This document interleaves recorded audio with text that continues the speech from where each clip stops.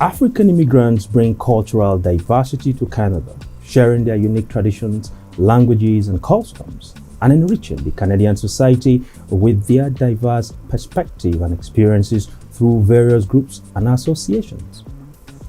And one of such is the Association of Nigerians in Nova Scotia, ANNS. Adegoke Fadere is the president of ANNS, and he joins me here in the studio to talk about their association. It's good to have you in the studio. It's always a pleasure sitting down to just talk and have a great conversation. Thank you, Promise. And let's start by congratulating you for having done 1 year. Yes, yourself and your team running things at the Nigerian community over there. Tell me exactly, what has it been like so far for you? It's been an incredible 1 year. We were inaugurated, I think, March the 28th of last year. And it's been an incredible 1 year. We're excited. We're happy because we understood the things we were going to go for. The vision was clear. The objectives were clear. We understood the science of how to build, and we were ready, and we hit the ground running from first day. And it's been great since. Let me ask, how has actually your community responded to your leadership? And because I believe you didn't get into an office where everything was rosy. So tell me, what has the response been like, acceptance from the people? The truth of the matter is our people deserve better. They deserve the best, and that's what we've come to offer, and that's what we've offered the last 1 year. And you can see that in a lot of the things that we've done. So we've done a lot of new things. For example, in July we had what was called Road to Sydney. And what was Road to Sydney was to basically promote the experiences of families going on vacation. Because I and a couple of people lived in Nigeria, and at different times we never went on vacations. We never had those moments and times to create experiences with our spouses, with our kids, or even with ourselves. So we created something called Road to Sydney, which was the very first time that there was anything like that ever done. And over 100 Nigerians left from Halifax. I went to Sydney, and it was an incredible time. It was an amazing time there. So those are some of those things we had. For example, during the summer barbecue, which we termed, or which we named, all white party, and we had over 2,000 Nigerians that showed up. That was massive. It was so huge that we had MLAs calling up that day saying, they want to be there. And it's incredible. So we've enjoyed the support of the people, and we're really grateful. My team and I have been grateful for the support, the encouragement. People are paying their membership dues without being a passport intervention. Yeah. Even while I was coming today, a couple just paid. Daily, we're always getting couple memberships paying. People are paying individuals. So it just shows that people believe in what we said originally when you interviewed me a year ago. I talked about value creation, and really that's what we've been doing. And in fact, that's what was going to be the next question, because you made a lot of promises during your campaign, yeah. And I remember I was also there to listen to you talk to those things. Have you kept your word, really? And to what extent have you done so? I think the people would tell you that we have exceeded people's expectations. We haven't exceeded what we think is possible. One of the things I always say to people is that it's not losing a thing that matters. It's when you lose a thing that you don't even know you've lost a thing. There are many things we lose because we do not have the right kind of leadership. But my team and I have offered the right kind of leadership, and we've been attracting amazing things. So we've lived up to our expectations. For example, we've removed the association from just using normal Gmail to a professional email. We have a very interactive website that has over 3,000 visits monthly. We've been able to do a meet and greet, which is the first time ever where we were able to meet over 171 new Nigerians that showed up. We do airport pickups. So Nigerians who come in realize they don't have to be as desperate as they were, because they realize that there are people who are willing to give them a different narrative. So there are many things we have done. Yeah. To a lot of people, it looks like we've gone beyond their expectations, but we're just about started, really. Yeah, but talking about many things you've done, I would like us to bring it down to numbers. What programs and initiatives have you actually gone out to do within this 1 year that you've led this association? So, and what has it been? What has the impact been to your people? The first thing I would tell you is look at the airport pickup, for example. It's amazing and it's phenomenal. What we have done is not magic, right? I always believe that if you sell a vision and people can see themselves within the vision of a thing, people will bring out their best. The same people, an army of volunteers from within the community, there must about 30 of them who go and pick up people at the airport, sometimes at 2 a.m., at 3 a.m., Nigerians for free of charge. We offer them meals. That for me is incredible, because people are seeing that Nigerians can be sacrificial, can make sacrifices at such a level.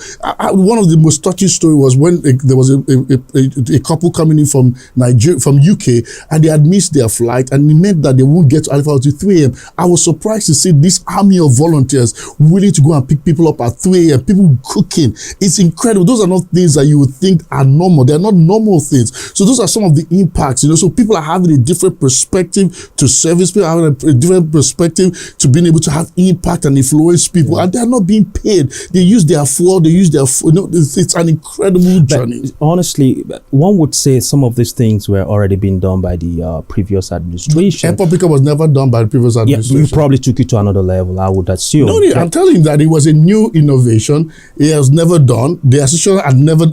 Individuals might have picked up people at the airport, but was never an ANS thing. Right now, it's so simplified that people, from the minute you get your landing papers, you go straight to the website, because we've also created such an interactive website where you can book for your airport pickup, you can book for all the training sessions, you can pay for your membership online. It's such an amazing experience. Yeah. Those are some of the impact. We have made service seamless. We have made service possible. We have made it, we've decentralized it, and the association is supporting and behind it. Yeah. Before the interview, you talked about something that sounds very exciting, even though you didn't let the cat out of the bag. I need you to tell me that big news and the inroads you've made into other groups like the government, the other associations. It's incredible. One of the biggest things we realize as a association is not to function in the sidelines. And one of the biggest issues that that faces us as Nova Scotians is the healthcare. So it was important for us to begin to have conversations on what really matters to the majority of people, and for us as an association to take center stage in being able to prefer our own views, our own solutions to the problem that is facing. If you put up the news, whether it's Globe News or whatever news it is, or even your channel, you will see that we're all talking about the healthcare matters, the healthcare. So what we have done, we sat down with different individuals and we proposed a community, a solution in being able to attract and retain doctors and nurses and all of that healthcare professionals. So what has happened now is that the funding was created as a result of that, and we applied for the funding, and now as an association we have been allowed and been equipped to be able to attract doctors, attract nurses, attract healthcare professionals into Nova Scotia to be able to help with some of the problems. And it's an exciting time. It's a project that will kickstart fully from April the 1st of this year. And it's going to be an amazing time because we're going to be helping fix this. What we have done, like I said, when we talk about creating bridges, we realize that there are people in Nigeria, Nigerian doctors, different that want to come. But we also recognize that there's a need here, which the government has. So what we have done, like we always promised, was create a bridge. So we have created a bridge between doctors and nurses in other parts of the world to be able to traffic within that bridge to Nova Scotia and vice versa. Yeah, so that again sounds like an initiative that would also benefit your people from outside Canada, right? Yes. But how about the ones here? What other programs have you had? But that in itself also benefits, because we also have, so one of the things that the project does is for us to be able to identify our doctors that are not able to work within that profession due to either certification and all of that. We're going to be able to identify those issues, also our nurses, because so it's not just about people outside, it's also about people inside, being able to, because I've heard and I've seen stories of doctors who are collecting minimum wage because they can't work as doctors here in Nova Scotia. Those are problems that they need to be identified. So there's a research piece to the project. So we're giving money to do a research piece to capture all of these issues, because at the end of the day, we're going to be giving government a blueprint to say, if you fix this, fix that, immigrant doctors or healthcare workers will be able to thrive and flourish in Nova Scotia. Yes, and the other program too, the other day, we saw some kind of flyers there talking about some sort of, that was Career Talks, which is basically breaking barriers for Black professionals into sectors they would not normally consider. So we started looking at what are those sectors. Some of those sectors we quickly identified were the police force. We recognize that it's not just important for us to have or work in those nice offices, but we also need our people in the police force. Because I realized it's a particular scenario that happened with the social work system, where because of the lack of interpretation from Nigerian perspective, some Nigerians began to have issues with social workers. Why? Because there's no Nigerian perspective. There's nobody being able to sit in that room to give a unique perspective that is different from what they're used to. That's why we need our people in police. We need our people in correctional centers. We need our people in sheriffs. So that's why we did that career, which was a very unique. It was the first of the series, but we just introduced Nigerians to a new way, new careers, new opportunities that exist, and they're crying and they're in need of people. It sounds very much like you had a very busy first week of your tenure, and First year, yes, one would be wondering, did you have everyone work along with you, like the various voices in your community? Were they all carried along? When you say various voices, like I said, there's no way any individual can do any of this thing. And like I always believe that you must be able to have a vision that's clear enough and that people can see themselves in each and in those visions, and that way they're able to run. And that's what we've effectively done. We've empowered different individuals to come in and play different roles. Like the Road to Sydney, the individuals who run that are amazing. Like the Dare to Dream camp, that's an amazing team working on that. I was in one of the meetings with about 16 of those people getting ready. I was like, wow, this is incredible. So there was a lot of things. I do understand that there are people who would rather think that, oh, this is one man running the show because they see me in front of the camera and all of that. But there are people behind this chair that are doing amazing and remarkable things. I'm not able to pick people up at the airport, but there are people doing it. Yeah, and of course, you can't take away the fact that every group or association or community, they have issues. Are there challenges that you have there, and how are you addressing them? I think leadership is about solving problems. So I won't say this is one or two things. You know, what I would say is this. I look at the theory or the philosophy of the Singapore, how the economy was built, and they built around three things, MPH they call it, which is meritocracy and pragmatism and honesty. Those are the values. What does that mean? They impart the best of their people to lead the rest of the people. And for me, I think that's one of the biggest things that we must always fight. Where you look at what has happened back home, where you and I, people like you and I and blacks come from, we see that there's a lot of places where we do not celebrate the best of us. We put people who are mediocrity or people who simply are close to power into places of authority, and everybody suffers. But it's important for us to promote the best of us, and those are some of the things we're championing, that the best of us must rise to the places of authority so that they are able to deliver services. And pragmatism is simply about the ability to borrow things that work, regardless of where it's from. As long as it works, let's use it. Where you're not discriminating based on color, ethnicity, it's simply based on, do you have the solution? Can you solve the problem? And those are things that I think are important, and those are the odds are some things that we're beginning to see, you know, and it's working. Yeah, but if you want to say three main things that you feel stands out as your accomplishment in your first term as the head of that association, what would those things be? That's a big one, because there's so many. For example, you know, before the last administration, I think normally the grants we used to get from government are like probably about $500 a year or something. You know, we've quadrupled that in many times over. Just this year alone, we have received about $95,000. Last year we received probably, I don't know the exact figures of last year. So for us, in the issue of being, and all that speaks to a vision. I always believe that whenever there is a vision, provision will always follow. And what we've articulated as a team is that we've spoken out about a vision. As a result, resources are coming from all nooks and crannies, places that we never thought were possible before. So I believe that our ability is to be able to generate, to ability to communicate a vision, I think is perhaps one of the most powerful tools. You know, we're getting ready, for example, to do what is called Road to Fredericton, and it's an exciting time. I sat in a meeting today. We're planning months ahead, and that's another beautiful thing about our time, where we are meeting and we're planning about things 6, 7, 8 months ahead. Those are not things that are normal in what you would call the Nigerian setting, but those are things that are happening. So for me, I think it's about, what I'll celebrate the most is the vision and the ability for us to articulate in such a way that people are able to see it and believe in it. Yeah. But let's talk a little bit about what you plan for your community in your next phase of your leadership. And we just want to, use our platform. You want to speak to your people to what you really plan to do, as you get into the second phase of your leadership. So first of all, we're going to have what we call our AGM on March the 26th. There's going to be happening somewhere at Chocolate City, where it's an opportunity for us to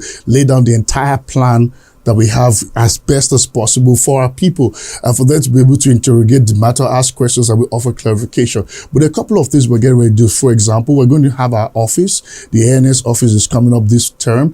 One of the things that we're going to do with the office is going to be a platform, a place where our kids, like I was talking earlier on, that there are 8 critical stakeholders we've identified. And 2 of those major stakeholders, 3 actually, professionals, the business, and the children, we want to zero in on it. I remember during my speech at the Nigerian night, I said that we have brought broaden the association, which was my goal, that we're going to broaden it. Now we're going to spend time in the next 1 year to deepen the association. And what do I mean by that? So with our office, we're going to be able to help our kids to have things what we call the home lesson club. They're going to be home lesson club for our kids who are having challenges with whatever studies or whatever platform it is. We're going to be, that's why in January this year, we launched the ANS community WhatsApp group. It's an amazing community that has a lot of groups and a lot of engagements are happening in those various groups. The reason is that in those places, we have brought people of interest and we're going to get funding behind a lot of those interests. And that's why I want you to be part of ANS WhatsApp group. Join today, because there's a lot of conversation and a lot of funding and things we're getting ready to do with those groups. We're going to have the Dare to Dream camp again. The Dare to Dream camp will be coming up in August. We're going to have the meet and greet session, which is going to be happening in May. It's an opportunity to connect newcomers with what's called people who have gone ahead of their mentors, so that it shortens and reduces the gap. We've been talking, we've been working for the few months where we have plans for different projects. I just want you to stay tuned. Join us, go on our website and sign up for that newsletter so you can always receive newsletters from us and know what we're up to. And there's also the passport intervention. Okay. I feel to realize, I know a lot of people have been asking about that. For a while now, the passport intervention has been a bit challenging, primarily because last year the High Commission was supposed to have gone to some particular provinces they haven't been to, some never before, some about 3 years ago. But by the grace of God, by having favor with the High Commissioner, I was called a few days ago. We had written and we've been trying to working with them for a while that they finally will come to Halifax. Halifax has been chosen again for a new passport intervention this year. We had asked for the month of April. I can't confirm whether April will be it just yet, but passport intervention is something that I know that a lot of our people, immediately we put it out there, almost 200 people have registered for it already. Incredible amount. So we're getting ready to do passport intervention because we have a lot of students and we're hoping to have those kind of engagements. Yeah. And so where do your people get some of this information? Is it your website? So the website is full of a lot of information. So there are two things, website and a newsletter. Okay. Newsletter is important because we send out newsletters on a weekly basis. We endeavor to send it either on a Sunday or on Monday. Our newsletter goes out with information, things that we have done, things we're getting ready to do, and information about grants and the rest. And so we ask people to register on our newsletter through our website. You can register for our newsletter and to be part of it. Yeah, we cannot live without talking about your brothers from the other side, like all the African communities around here. What exactly have you done in this last year to see how you can build those bridges you talked about at your campaign? And so have you been able to really bring them close, or you get to them and get to see how you carry them along on the things? And so there's a lot that's going to happen. I know that on the ground there are conversations on some kind of grouping of that's going to take place to bring Africans together. It's unfortunate that hasn't been able to happen in the last 1 year, but there's those I can't speak into details about those, but I do know some of those things are happening. Those conversations they started obviously in the course of my 1 year, but I just wanted to watch things play out. But we're in touch. We're in touch with a lot of the leaders. The work I do in my normal day-to-day life gives me the opportunity to work with African Nova Scotians across the province, which is for me is fantastic, from Cherubim, from everywhere. And so a lot of stuff is getting ready to happen. And I can't say how fast it will go, how slow it will go, but those conversations are started, and we definitely will hear a bit more about it this year. That sounds very interesting. As we wrap up, just speaking to your SLA with your people, in conclusion, what are you going to be telling them to look out for as you move into the next phase of your leadership? What I would just say is expect for us to outdo ourselves than what we have done in the first year. Our commitment as a team is to ensure that we offer topmost service, because I always say, and I always believe strongly, our people deserve the best. And that's all that we are offering. And that's all we promise that we'll be offering this year. It's going to be incredible. We need your support. We need you to pay your membership dues. We want you could do it on the website. Go on the website. You're on the store. You'll be able to pay for the membership. Support this. Be a part of this. There's a lot of great things getting ready to happen to our professionals, to our children, and to everyone. Beautiful, and that's where we're going to leave it for today. Thank you so much for coming to the studio and speaking to your people.